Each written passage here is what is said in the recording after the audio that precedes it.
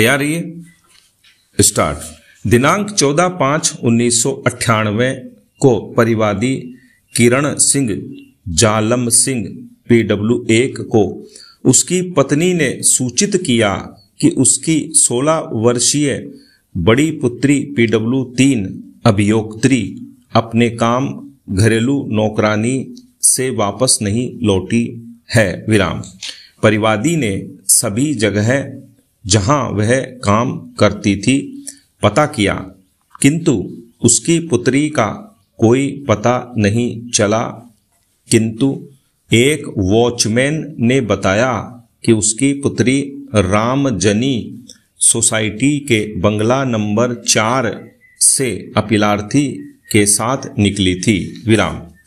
बाद में पता चला कि अपीलार्थी ने उसकी पुत्री की सहेली रेखा के मोबाइल पर मैसेज भेजकर उसे बुलवाया और उसकी पुत्री को अपने साथ लेकर सुरपुर चला गया है। विराम।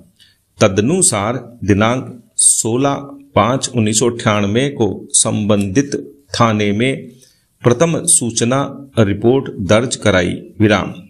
तदनुसार पुलिस ने अपीलार्थी की लोकेशन पता कर दिनांक 21/5/1998 को अपीलार्थी एवं अभियोक्त्री को अहमदाबाद ले आई। विराम। प्रारंभिक विधिक औपचारिकता के बाद विचारणोपरांत विद्वान अतिरिक्त सत्र न्यायाधीश ने अभिलेख पर मौजूद साक्ष्यों के आधार पर निर्णय दिनांक 16/12/2002 के द्वारा अभिनिश्चित किया कि अभियोक्त्री के बयान से अखंडित रूप से स्थापित है कि अपीलार्थी ने उसके साथ 3-4 बार बलात्कार किया। विराम। तदनुसार अपीलार्थी को भारतीय दंड संहिता की धारा 376 के अंतर्गत दोष सिद्ध किया और 10 वर्ष के कठोर कारावास एवं चूक खंड के साथ 10,000 रुपये जुर्माने के दंड से दंडित किया। विराम।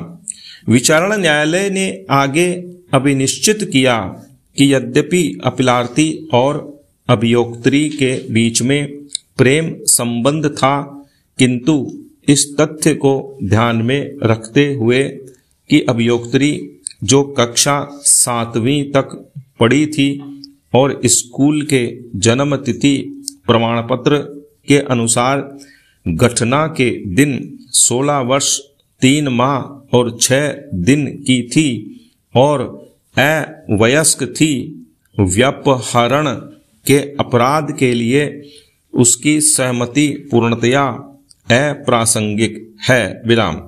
अभियोक्त्री के द्वारा अपने बलपूर्वक व्यपहरण किए जाने संबंधी बयान और अपीलार्थी के पास से उसके बरामद होने के कारण विचारण न्यायालय ने अभिनिश्चित किया कि अपीलार्थी के विरुद्ध भारतीय दंड संहिता की धारा 363 का अपराध गठित होता है और चूंकि अपीलार्थी ने अभियोक्त्री को अपने साथ शारीरिक संबंध बनाने के लिए बाध्य किया और उसके साथ विवाह किया। विराम।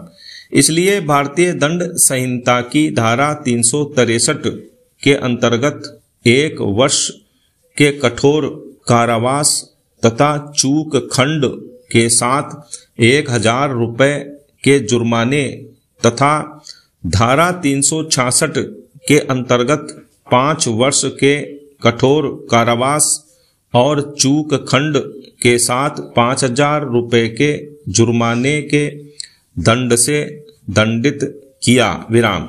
अपनी दोष सिद्धि के विरुद्ध अपीलार्थी ने उच्च न्यायालय में अपील की। विराम।